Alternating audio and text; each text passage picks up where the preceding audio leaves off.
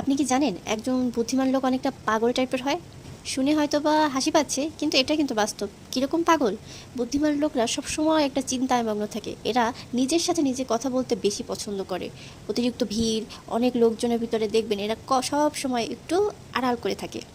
এদের অবস্থান এদের থেকে, অর্থাৎ ভিড়ের মধ্য থেকে একটু দূরে থাকে।